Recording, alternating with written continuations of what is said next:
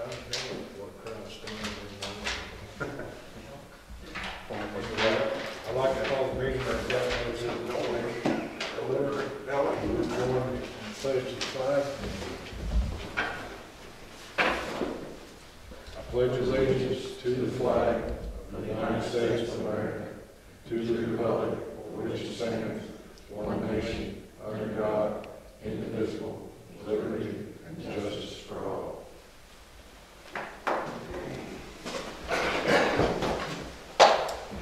Welcome, everybody. Can you hear me? You all had a chance to look over the minutes from the previous meeting. Any questions, additions, corrections? Motion approved. Got a motion? Second. And a second. All in favor? Aye. Opposed? So carried. Look over the bills.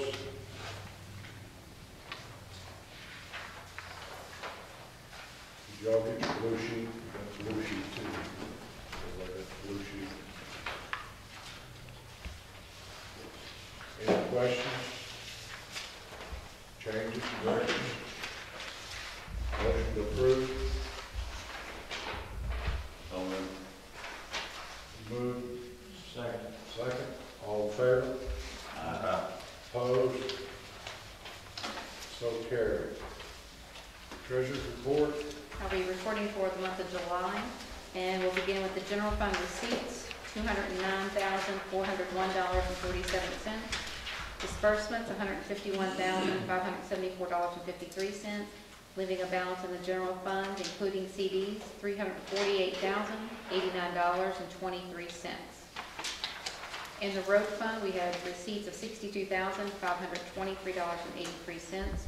Disbursements were $60,676.94, which left a balance in road, including CDs, of $596,386.29. Jail receipts, $64,268.16. Disbursements, $39,009.28, leaving a balance in jail of $34,490.54. In the LGEA, receipts totaled $34,230.08. Disbursements, $13,704.14, leaving a balance in LGEA of $57,247.26. In the state grants funds, we had no activity, which we leave the same balance in there of $37.21 to keep that account open. In the ambulance fund, receipts totaled $87,268.81. Disbursements, $82,971.23, leaving in the ambulance fund a balance of $115,497.56. Economic development, we had interest of $143.76. No disbursements, leaving in economic development a total of $225,833.88. In the regular 911 fund, receipts were $25,424.52. Disbursements, $22,111.12, leaving a balance in 911 of $12,645.57. In the wireless account, we had interest of $1.03. We had disbursements of $20,000. That disbursement was a transfer to the regular 911, which left a balance in the wireless 911 of $21,113.87. Tourism receipts were $5,849.53. Disbursements, $894.84, leaving a balance in tourism of $40,518.69. And the last account, court facilities, we had receipts of $6,855.86. No disbursements, leaving in court facilities a balance of $141,761.74, and that's for July.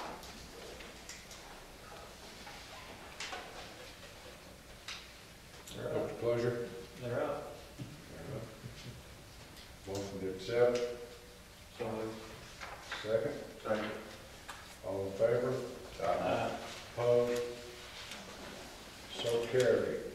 The next item we have are interfund cash transfers. We just have the one transfer from the wireless to the regular 911 of $20,000.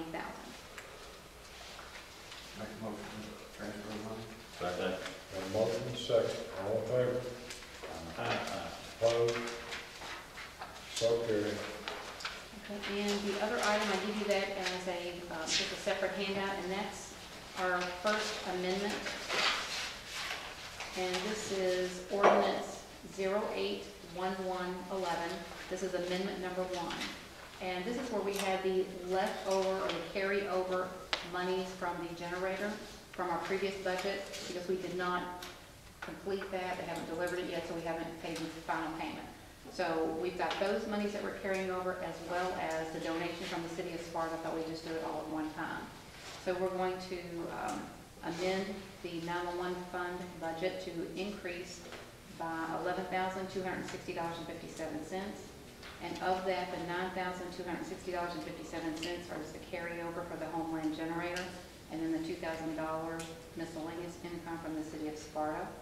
And that will also increase the expenditure account of the equipment, other equipment generator, and that's $75,514,5739.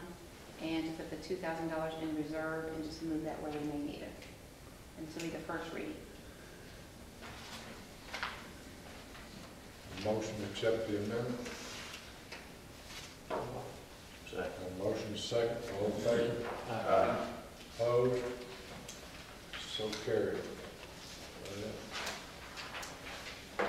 Okay, old business. The first thing we've got on here, and is the second reading of the reapportionment ordinance. What we're going to do, Jeff Burke, who's done that for us originally, has been very, very, very busy. I have spoke with him. He has, I'm not going to say promised me, but told me he would try to get down here next week to give us a couple other scenarios. We need to get this done as soon as possible, because Tracy has to notify the voters that, don't you, if it get changed in the Once district. it's done, yes. Yeah. But there's still 20 days after your 60 days. Right. So what I want to do is just table that for right now, and then we'll get the other two proposals and look at it next time. So if I get a motion just to table that. Motion to table. Got a motion, second. All in favor? Aye. Opposed? So carried. On other old business, the radon extractors, believe it or not, are hooked up and running. Fine.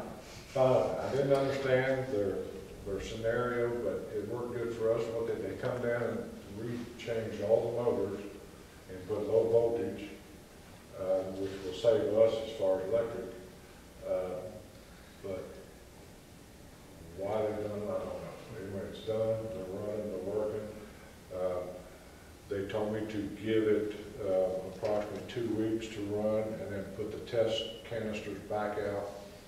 And then I've got the address of the lab to ship them to, and we'll get another reading on it. But I'm confident that they will do what they're supposed to do. Any other old business? Any old business? This, I got one thing here real quick. We had talked a previous meeting about some of the speed limits and different things in the county, and I've got a letter here from the state. One was area of great concern was this stretch of highway here. They did check that, they metered it, they checked the speed, the whole bit. They said that they could not justify lowering the speed limit, but because of the accident tally that had been in here, that they were going to change the passing zones.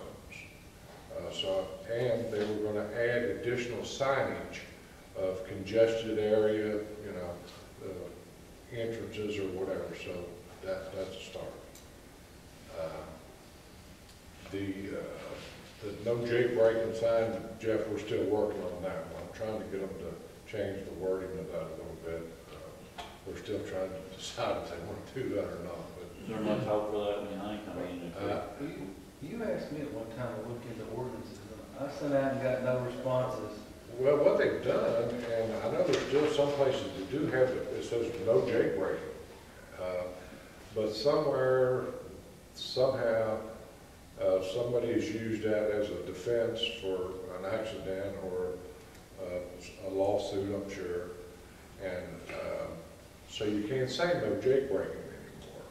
So my thought has been to change the sign, jailbreaking only as necessary, which seems to me that it would, work. I've still got that thrown out to the state to see if they will go along with that. If they do, we'll post them up. I know we had some people concerned about that. But that's about all that I have as far as old business.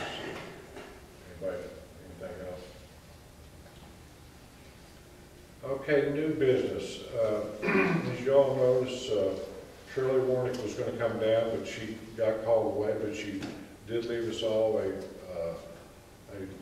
little piece of literature here to take notice of the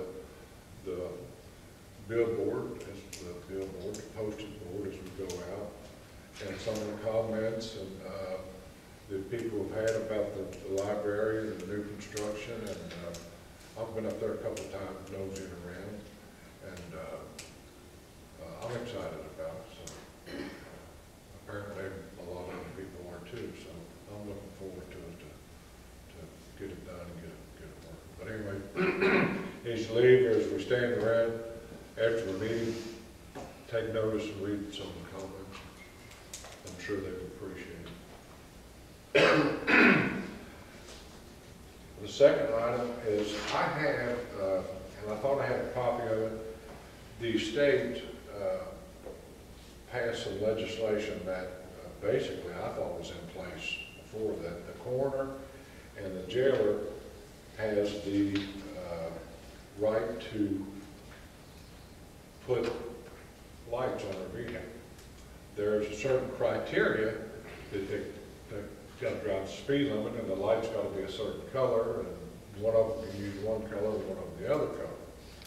But, and I'll let Spike kind of give you a brief overlay on this, is we'll make this has to be done by ordinance form to let our people do it, and it basically is no different than what the KRS is saying they're allowed to do. So, But it has to be subject to We have- local approval. right, we have to We discussed this a few years ago, like for constantly. constables. And one of the questions was about liability, and so this is not going to be any additional cost on No. vehicle. This is their own No, in vehicles. fact, I think on one of them it says, We're already insured. yeah, we're already insured, and I think on one of them they said they have to drive the speed limit. Yeah. Yeah, it does.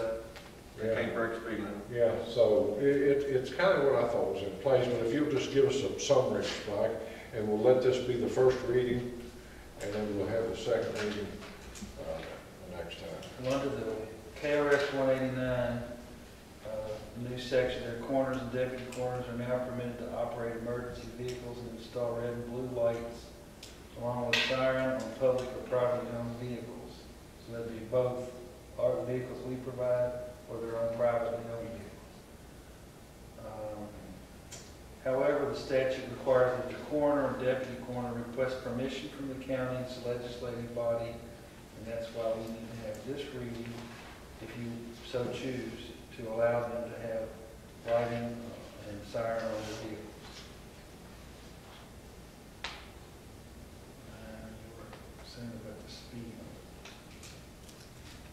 They may not be equipped with siren bell or whistle. This is for jailers. Although the statute refers, I'm just reading along with what you have to leave it. Do they have to run over? To the emergency vehicles, the definitions are in the statute, but not include these vehicles and lacking a siren. They may not be driven as emergency vehicles under KRS 189-940. There's definitions that are given about what emergency vehicles mean. And I'm assuming it says in here,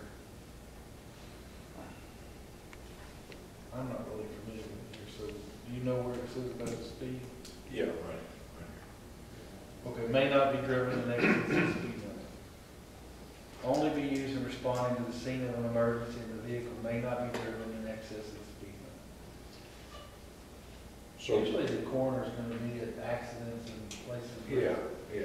One of the problems, just if I could say, one of the problems we had a few years ago out on the interstate was the coroner would get called, state police don't know who they are, maybe the local people do, and I think Denny was the one telling me, I think he was deputy and Trudy had passed away, and he just had put on like a little black nylon jacket that didn't have any special markings or whatever, so he walked over to where there was a body there and it was covered, and he uncovered because he has to verify, and the state police just about put him up against the vehicle, and he's like, you know, and he had to like pull out his identification, so since that time, I think he'd gotten a coroner's jacket and a hat, and this takes that even another step further. The only thing I think that we probably will look into, and like I said, let this serve as the first reading, and I will check into this, is it says they're privately owned vehicle also. We need to check with CAECO and see if that vehicle will be insured, because we may have to omit that for the fact that the jailer has basically got their vehicles and the coroner has got his vehicle, which is government. So we'll check on the insurance, so that probably would be the only change that we would. Would you put lights on your own private vehicle? No. Not even a black light? I didn't tell. Down on a beer ball? Yeah. This is serious stuff. Do I need to write this up? Yeah. Okay. So anyway, so this will serve as the first reading, so if I can get a motion to accept the first reading. Second. All in favor? Opposed? You opposed? You're opposed? Does this mean I don't have to go help back up anybody anymore? Back up. Yeah, when the police need help somewhere. Yeah, but you can't break the speed limit. Is that what you want? Well, you know, people's gonna say I broke the speed limit, it's the one that go to help, so I don't think they'll tell them. That's right. And then I'll be breaking the speed limit. Okay. That's your excuse out now. Yeah, there you go. Yeah, we gave you a way to stay at home. And the vehicle's not an emergency vehicle unless you have lights and, so. You have black lights. In other words, if an ambulance is going by here and it's just got their lights on, it's not an emergency vehicle, so just turn the sirens on with its light. He's just about done, you get a bell out there on Friday. Yeah. It's about a whistle. Yeah. Yeah, whistle on it. I got a referee with Okay, item number 3 and 4 kind of goes together. What you have in front of you is our all our tax rates and our calculation worksheets and our, I'm not going to say proposed, but our suggested compensating rate and what the 4% increase would be. And I'm sure you all looked at this and looked at it hard, that the compensating rate, they actually want to raise from our present 8.9 to 9.7, and the 4% increase, which we would be allowed to take, actually would go to 10. And I spoke to you all about this, and I don't think there's a person in here that's going to raise tax on anybody this year. That way. And that includes the motor vehicle and the watercraft both. But one comment that I'd like to make on a serious note, that first of all, when 6 months ago, we realized we had a problem with our numbers. And you all asked me, and we worked as a team to make what we felt like were some hard but necessary cuts. And they did show up in our budget. And by the state sending us a formula that we probably would have had to raise our rate, the compensating rate. They are making a statement that to get your money to do the same thing, you need to raise your rate. We're not doing that. And the reason that we're not doing that is because you guys, county employees, the different county offices, the jail, the sheriff, everybody involved knew what we had to do. And we made some hard, tough cuts. They were not all pleasant. They were not all popular. But one thing we can agree on, they were necessary. So with that being said, I want to thank all of you all. Thank the rest of the county offices. And because of that, we were able to keep the rate at 8.9 and not even consider a tax rate increase at this time. With that being said, motion to leave the tax rates the same. So moved. Second. And a second. All in favor? Opposed? So carried. We've got a couple quick things here. As you all know, with the passing of Lynn Bledsoe, I attended a planning and zoning meeting, and they recommended that I make the suggestion with your all approval of a person to finish his term. And after speaking with the magistrates, we've all agreed that Jeff Moore would make a good replacement. And he is from the same district as what Lynn was. So it is my recommendation, and I guess the court's recommendation. Somebody give me a motion to do that. I'll make a motion. We have a motion. Second. Second. All in favor? Aye. Opposed? So carried. We'll notify Jeff. I also attended a water board meeting this morning due to sickness and illness of one of their members. We don't know the exact status of her, but she is still on the board at this time. And we have chosen to give her a little time to see how she does.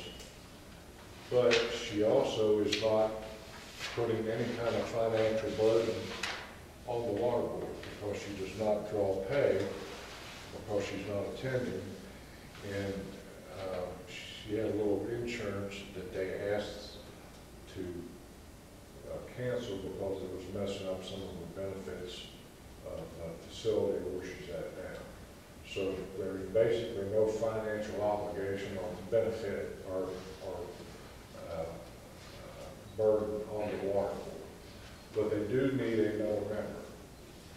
So instead of trying to eliminate one and put another one in its place, we found that it was easier just for us to appoint one more member and see how this thing pans out with the other members. So with that being said, I would like to recommend to you all to put Jimmy Wilson on the water board. He is, most of you know Jimmy, I think. I think a good fellow, be a good addition to the board. And he will serve a 4-year term, which will start tonight. And I guess Joe, you or I or somebody can notify him. I don't know if you've talked to him. Judge, we have a couple of Jimmy Wilsons in the county. Highway 16, Jimmy Wilson. Yeah, Highway 16. Yeah, there's three. At least three, I know three. But anyway, with a motion to do so, I'd like for you all to recommend we put Jimmy Wilson on I'll make a motion. We got a motion. A second. Second. All in favor? Aye. Opposed? So carried. Okay. I'm gonna give you a little food for thought here as we close.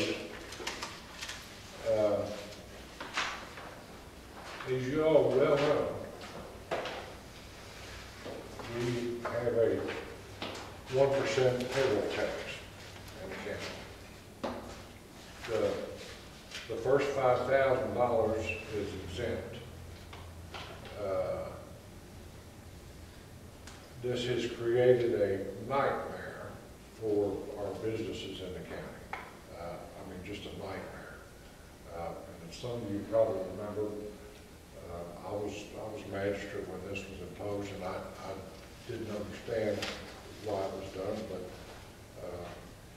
that's gone and irrelevant now. But what I would like for you to think about is, because we do not have that $5,000, there are a lot of people that are transient workers that come into this county that are sliding under the light, and we do not collect a dime. And nor do we have the manpower to monitor this. I can give you several projects that's going on in the county that are sometimes a week or two or a month or whatever, and although they will come in to get their business license, if they fill out that no worker has met that $5,000 criteria, unless we physically demand their books and their payroll accounts, we can't prove otherwise. So my estimation is that we're probably losing out on somewhere between $130,000 and $150,000 a year. My bigger problem with this these are transient workers. Our everyday people and our everyday citizens are paying this every week, you know. So why not do something to have the outside workers, the outside people that come in here, share the burden? So I have worked out some formulas to where we can actually drop, like DROP, drop the rate back, and just for the sake of talking and doing the math and do all, like I said, this is just food for thought. We're not acting on this tonight, but it's something we need to be thinking about. We can actually drop the rate back to, 0.09 or 0.085 or whatever, and the monies will probably be the same, if not a little more, because it will give us then that any person that works in this county and makes a single dollar is obligated, just as our citizens are, to pay the payroll fee, which I think is fair. I have to pay if I go work somewhere else. Yeah, I mean, we all do. So like I said, I want you to be thinking about it, get some ideas, talk to some other communities. I think that probably the racetrack now with this in place, there may be a part of that may come into play, it may not. But it's something that I think certainly needs to be visited, and as a group, for us to decide what will work for us and what will work best for our people. What ways are other counties, if you know, enforcing that? What do they enforce it? Well, How or how do they? well, some of them do the same thing we do. If they come in to get a business license, we basically tell them we got a 1% payroll tax. But unless you've got the manpower to follow it up to see if they go over the threshold of the $5,000, you don't know. And to have enough manpower to do that, then you're just trading dollars, I was just wondering, maybe Yeah. some other county, how they police there. And I think there's probably a certain amount that probably slide under in every county. Most other counties have, they're taxed on first dollar, last dollar. So, Yeah. you know, they don't have to worry about policing much of that because they're catching it day one as soon as they come in. So if you're in there and you make $500, you're taxed on that. So there's no exemption. So really, you don't have to police much of that if you have it on the first dollar and last dollar. And the other good thing about that, if someone comes in and gets a business license, and most of them will, our larger companies are real good about having the subs come get a business license. And if they do that, they will also receive a form that says the 1% employee withholding.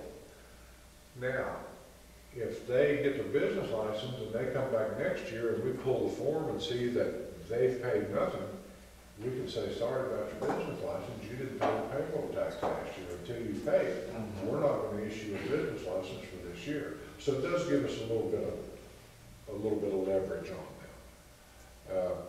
But the main thing is I don't think this is fair to our own people. You know, these are people that come in here, they're transient workers. Most of the time they're on bigger projects. Most of the time they make a bunch of money. And, you know, we are providing them the same services that we do our people, you know, fire, ambulance. They use all our infrastructure. So my theory is they should pay just like our own folks. So anyway, something to think about. Has anybody been complaining about the rate though? The rate, no. Okay. No, I think, in fact, I think our rate is really is in line. A lot of places are 1.5% or 2%. That's back with compared to Boone County or Kent County. Yeah, I think King, and I'm not sure, don't quote me on this, but I think King County may be 2.5%. There was an article, just going back to the compensating rate, the Boone County state, they took the compensating, but they didn't take they took what's the lower, they're at 10.2, and it was recommended by the state that they could go as high as 10.9. Is that only 4%? Might have been, I don't know. Well, it was on the, it's on the rate against, 100 per thousand or something. Okay. I think that's how they, I don't know what you Yeah. mean by 4%. Yeah. But I was just curious, because, you know, the logic, I think, behind the tax, the payroll tax was that we could have a lower Sure. real property rate, and the people who own and live here would be able to enjoy that, but we would be able to supplement it Right. and fill in, and I hate to think where we would be without it Yeah. now. Yeah, the payroll tax right now that we, and it's public record, I'm not telling anybody, the payroll tax right now generates close to twice as much as what the property tax does.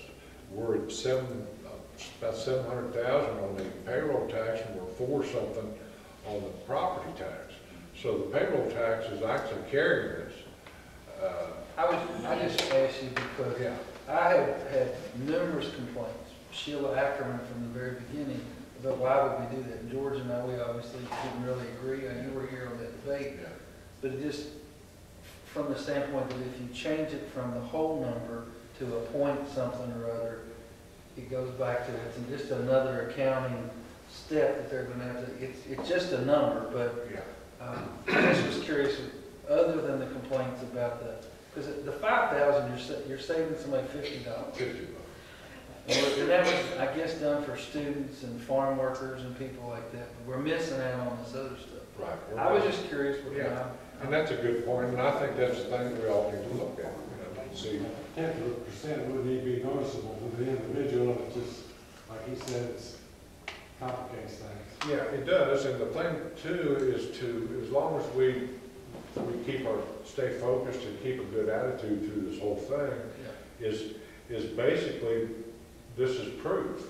The state is not suggestion, but they are making a statement of fact that our compensating rate should have actually went to 9.7. When the fact is, because we cut our budgets and we did what we thought was necessary the first half of this year and next year's budget, we are able to stay at 8.9. And that's that's the I theory. didn't mean to, No, I mean, no. it was a political issue. I was just curious whether you'd actually had somebody call up and say. No, we've not had anybody complain about the 1%, no. But the thing that I was looking at was that it actually is $50. Right. Yeah, it's $50.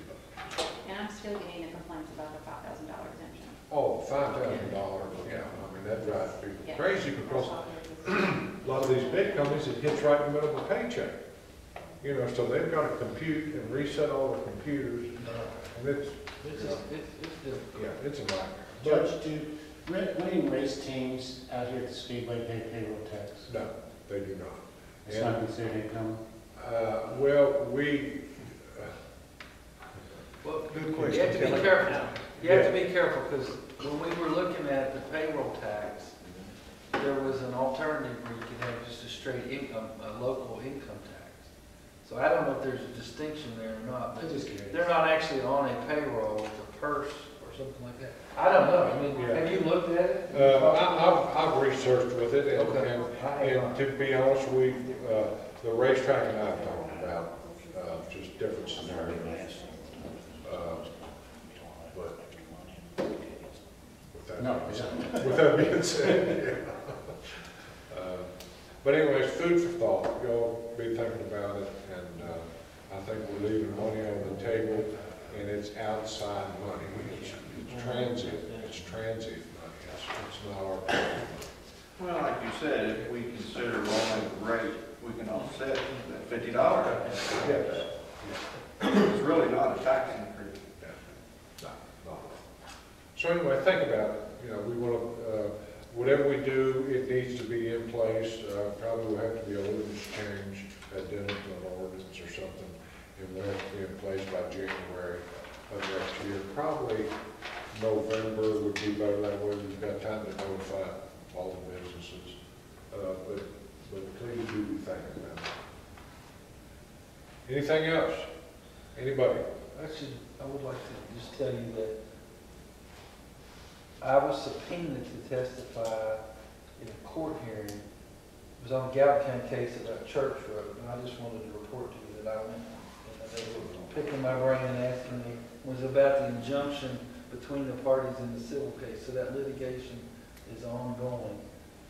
And I hope I answered the questions correctly, but they were curious about what's the difference between being on the maintenance list and not being on the maintenance list, and if it's not on the maintenance list, is it a county road or is it a public passway? And I gave my opinions, but I just thought you all probably ought to know that's going on. I don't know what the judge ruled, I left, but it's between those parties. Didn't we take it off the county road list? We did. We put it on for just a little while and then we took it off. I got it. Yeah, it's not on there. It's not, and I'm not bringing up Right. creating controversy. Right. It was on again, off again. Right. I know it was put back on and listed as blacktop. Yeah, and then it was taken It was. off. Yes, sir. But that's, When that mud's wet. it's just- yeah, when that mud's wet, it looks just like a blacktop. They didn't ask me that. Yeah, that soybean dust. I don't know. I just thought you should know that that was going on. Yeah, I believe this. Anything else, anybody? Yeah, like we're going to closed session, personnel reasons. Okay. Motion to go into closed session. Second. All in favor? Opposed? We will.